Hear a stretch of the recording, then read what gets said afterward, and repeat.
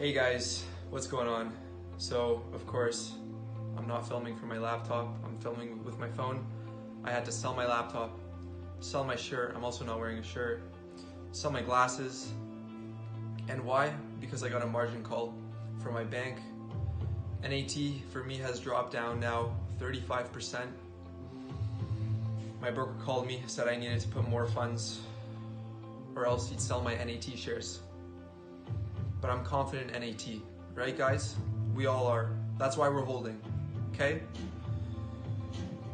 So we're gonna do some real talk on NAT, all right? Or even anyone who just lost a lot of money in the market, okay? I don't even have enough money for a haircut. No, honestly guys, I'm just playing. So again, welcome back to another video. And I thought I'd start with that intro just because so many people have lost a lot of money on NAT. Of course, I'm holding all my shares. And I mean, although I'm tanking as much as the Suezmax rates have been tanking for over the past month, I'm still holding my position and I'm confident in it, all right? But today I'm gonna give you 5 tips which I think any beginner or even intermediate investor should pay some heed to when investing, all right? Through my, although limited, but 6 years of experience in the market. So number 1, never invest on margin. Number 2, which is related to number 1, always invest within your means. So that just means always invest money that you're willing to forego, okay, willing to lose. Number 3, be confident in your investments. However, also be flexible if there's any updated info on those investments or updated news to either buy more shares or sell off some shares. Okay, the pandemic is one good example that caused a crash and that also changed fundamentals of companies such as airlines or even industries. All right, I will explain that in a bit more depth. And of course, the last one would be greedy when others are fearful and be fearful when others are greedy. And that comes straight from the famed investor Warren Buffett himself. Okay, and pretty much that just means buy the dips and sell during the bubbles. All right, so let's get right into it. I hope you guys enjoy that intro, doing something a little bit different, and hopefully you guys like that. So of course we'll get right into it. The first one is never invest on margin. Pretty much that just means that that involves borrowing money from a bank or a broker to invest more money in the stocks that you believe will grow or appreciate in share price, which pretty much increases your purchasing power and allows you to use someone else's money to increase your financial leverage. Okay, so although you have a greater potential for higher profit than traditional trading of just using money that you own, it also poses much greater risks that I personally think outweigh any benefits of leveraging your positions, right? Just because if, for example, your stock decreases in value, you might get a margin call, which pretty much gives you one or two options. One, you would need to liquidate some of your positions to pretty much give back to the bank to meet that margin call requirement, or you would need to add funds into your bank account. However, part of the reason why people invest on margin is because they don't have that capital in the first place to spend in the market. So they look to borrow money because they really believe in investment, right? But again, the market is very unpredictable and it might decrease, or a stock might decrease in the short term, even though it's a good investment position and you will only see appreciation in the stock price in the long term, right? And if you're investing on margin during that time, you might get a margin call and actually be forced to sell some of your positions, which has happened in the past to many investors, right? So that's part of the reason, or that's the reason why I do not invest in margin, right? And then part of that has to do with living within your new means. And so of course we live in a world where we can get pretty much anything we want, even if we don't have the money to right away, with stuff like credit cards, loans, savings, and emergency funds. And of course, this allows you to buy more things than your income would ordinarily allow. But of course, this isn't sustainable in the long term. So, the whole point of investing and living within your means is to forego some spending now so you can have additional spending in the future that far surpasses any temporary pleasure you would get out of spending in the present, right? So that's again another good thing to keep in mind is living within your means, right? Another idea that I've learned throughout investing is that you always have to be confident in the stocks you choose.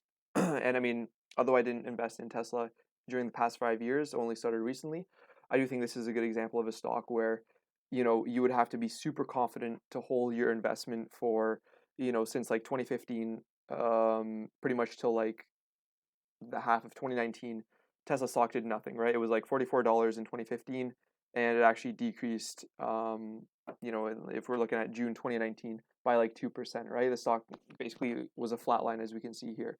However, if you kept on holding your position, and if you were confident in Tesla as, um, being able to bridge the sustainability gap and, bridge the next level of electric car manufacturing and energy and transport, and if you're confident in that, Tesla stock would have been very profitable for you in the latter half of 2020, especially, and the stock soared by like over 800%, as we can see since then, right? So you definitely have to be very confident in your investment decisions, but at the same time, you also have to factor in news that you could not expect to happen, right? So of course the pandemic was uh, a big one, and of course someone like Warren Buffett, he doesn't just sell out of positions because he just suddenly loses confidence. It takes a lot. It takes a lot of news or something unprecedented for him to not believe in an industry or a stock anymore. But that's exactly what he did. He updated his investment portfolio based on the pandemic, right? So Berkshire Hathaway chairman and billionaire value investor Warren Buffett said that the conglomerate has sold the entirety of its position in the U.S. airline industry at a loss too, right? So he looks at the airline industry, sees that it has changed or it will change in a massive way due to the pandemic, loses confidence in that position based on updated information, and sells at a loss as quickly as he can, right? So the world has changed for the airlines, and I don't know how it's changed, and I hope it corrects itself in a reasonably prompt way. But again, he doesn't feel comfortable in investing in it, right? Although he said that he admires the airlines, he sometimes there are events like the virus on the lower end of probabilities uh, that require a quick change, right? So again, this is a very good example that you should pay some attention to. You should definitely look at where the current industry is standing at in terms of the stocks that you invest in, and either add to your position or sell some of your shares based on the current industry, right? And finally, one of the harder investments advice that I have actually benefited from was being able to buy the dips and pretty much be greedy when others are fearful, right? So when the whole pandemic hit, as we can see here, the market dropped by about 30%. And during this time is when I bought some of the stocks that I profited from, as we'll see in a bit. And of course, you don't know exactly when the stock or when the market will bottom out. And I definitely didn't catch the bottom, but it was enough for me to sort of buy around here.